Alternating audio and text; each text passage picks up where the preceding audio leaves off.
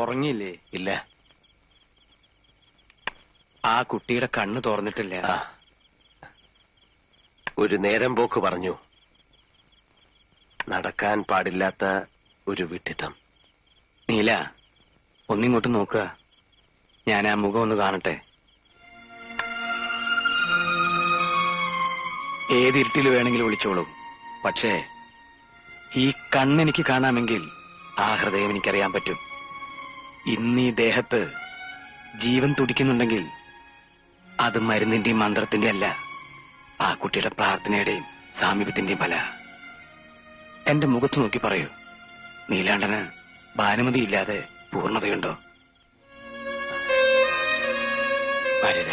വിഷം തരാൻ ആവശ്യപ്പെട്ട് എനിക്കൊരു സ്ഥാനം നൽകിയിരുന്നല്ലോ അച്ഛന്റെ. ആ സ്ഥാനം സ്വീകരിച്ചിട്ട് പറയാ, ആ കുട്ടിയുടെ കണ്ണീർ തുടയ്ക്കണം.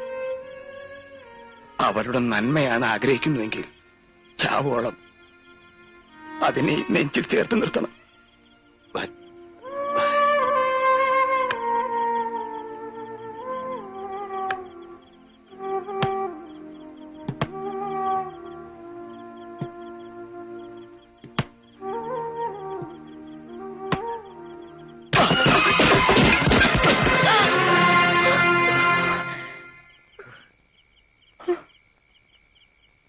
മനസ്സിടറി.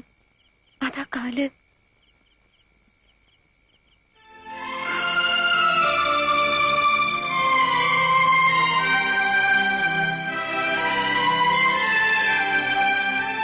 പുണ്യമാണ് നീ, കോടി പുണ്യം. മുറിവിൽ തേൻ പുരട്ടുന്ന നിന്റെ സാന്നിധ്യം വേണ്ടെന്ന് വയ്ക്കാൻ തോന്നിയത് നിന്നോടുള്ള ഇഷ്ടക്കൂടുതലുണ്ട്. ഇനി ഒന്നിനും, മരണത്തിന് പോലും നിന്നെ വിട്ടുകൊടുക്കില്ല.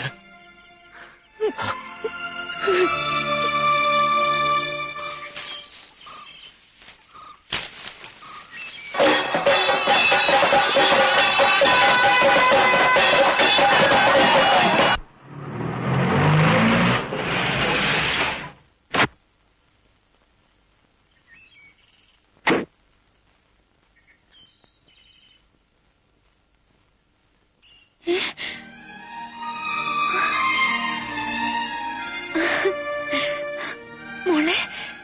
ബാനുജി, ഇന്ന് രാവിലെ എന്റെ കല്യാണമായിരുന്നു. ഞാൻ ഒരുപാട് പറഞ്ഞു നോക്കി അച്ഛനോട്. ചേച്ചി വന്നൊന്ന് കാണാൻ കൂടെ സമ്മതിച്ചില്ല.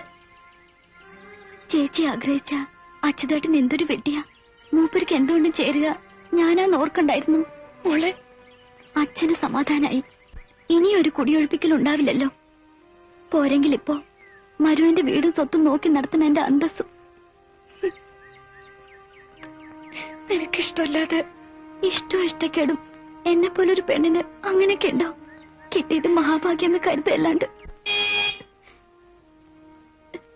ഭാരതി ചേച്ചി വിളിക്കണം.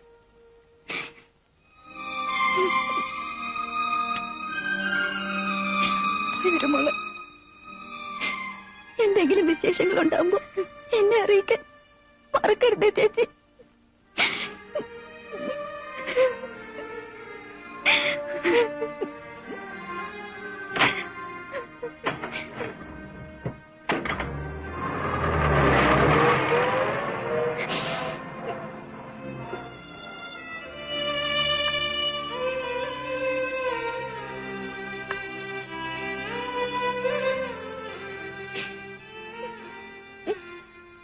അവൾക്ക് നല്ലത് വരാൻ പ്രാർത്ഥിക്കൂ. എന്റെ അനിയത്തി. അരുത്, കരയരുത്. ചെല്ലു, ഒരുക്കങ്ങളെല്ലാം തീർക്കണ്ടേ? മനസ്സിലിനി ഇന്നത്തെ യാത്ര മാത്രം, അതേ പാടുള്ളൂ. എനിക്ക് അച്ഛനെ ചെന്നൊന്ന് കാണണം. ശാപം ഏൽക്കാതിരിക്കാൻ ആ കാലി തൊട്ടൊന്ന് നമസ്കരിക്കണം. കാണുന്നതേ ചതുർത്ഥിയായിരിക്കും എന്നറിയാം. എന്നാലും എന്നാ വേഗം വേണം, സമയമില്ല. എനിക്കിത്തിരി ധൃതി കൂടുതലുണ്ടല്ലേ, ഒരു എക്സൈറ്റ്മെന്റ്. ചെല്ലേ.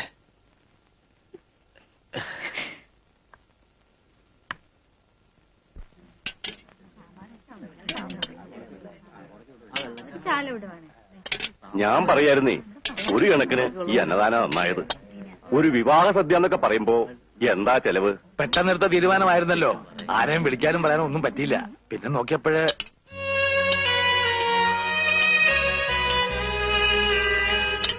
എനിക്ക് എന്റെ അനിയത്തിയുടെ കല്യാണം കാണാൻ പറ്റിയില്ല.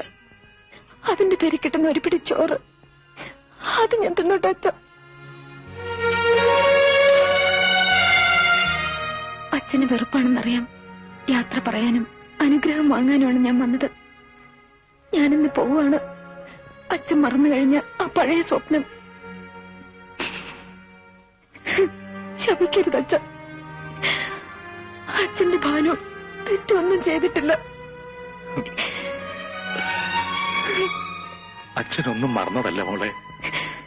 വിധി അച്ഛനെ മോളെയൊക്കെ മാറ്റിയതാ.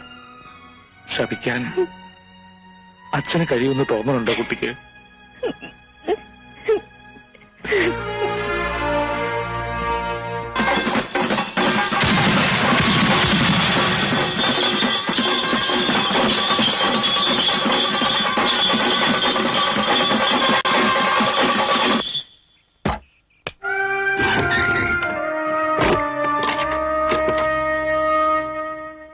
എന്തൊക്കെയോ മറന്ന പോലെയുണ്ട്.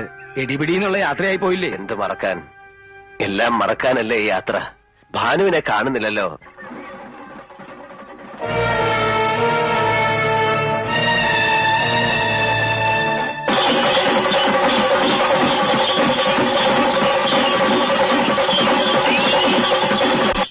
എന്താ ഭാരതി ഭാനു കാണിച്ചത്? വണ്ടി മിസ്സാവുമല്ലോ. എന്റെ ഈശ്വര, ഈ കുട്ടിക്ക് എന്താ പറ്റിയത്? നീല,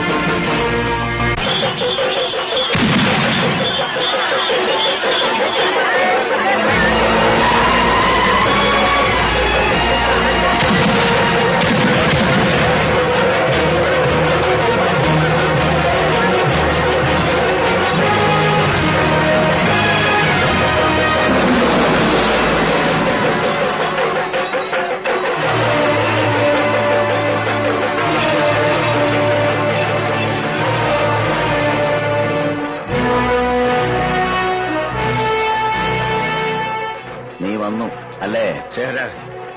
ഭാനുമതി അവളെ ഒന്നും ചെയ്യരുത്. എന്ത് ചെയ്യാൻ? അത്തരത്തിലൊരു ഊച്ചാളി അല്ലടാ ശേഖരൻ. നിന്നെ ഇവിടെ കൊണ്ടുവരാൻ എനിക്ക് അങ്ങനെ ഒരു വഴി നോക്കേണ്ടി വന്നു. അത്രേ ഉള്ളൂ. അവളെവിടെ? ധൃതി വെക്കാതെ അവൾ ഇവിടെ തന്നുണ്ട്. കഴിഞ്ഞ കൊല്ലം ഇതേ ദിവസം നീ അലങ്കോലമാക്കിയ ഉത്സവം, അന്ന് നാലുപാടും വിരണ്ടോടിയ അതേ നാട്ടുകാർ. ഇക്കുറി നിന്നെ എനിക്ക് ഇവിടെ കിട്ടണമായിരുന്നു. എന്ത് വേണമെങ്കിലും ഞാൻ നിനക്ക് തരാം. എന്നിട്ട് ഞാൻ പൊയ്ക്കോളാം. ശേഖര, ഞാൻ എന്തും തരാൻ തയ്യാറാണ്. നീ എനിക്ക് ഒന്നും തരണ്ട. ഞാൻ തരുന്നത് നീ വാങ്ങിച്ചാ മതി. ഈ പുരുഷാരം നോക്കി നിൽക്കേ. ഞാൻ നിന്നെ തല്ലാൻ പോവുക, പട്ടിയെ തല്ലും പോലെ. തിരിച്ച് നീ കൈ പൊക്കരുത്. പൊക്കിയാൽ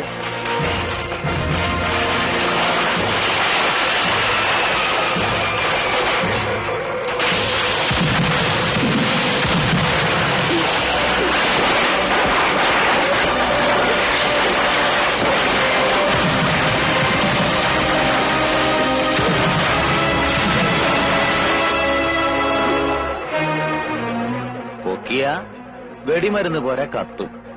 അവളുടെ കരച്ചില് പോലും പിന്നെ നീ കേൾക്കില്ല. നീലകണ്ഠനെ ശേഖരൻ ജയിക്കുന്നതിന് ഈ ആളുകൾ മുഴുവൻ സാക്ഷിയാവണം. എന്നാലേ എന്റെ കലി തീരൂ.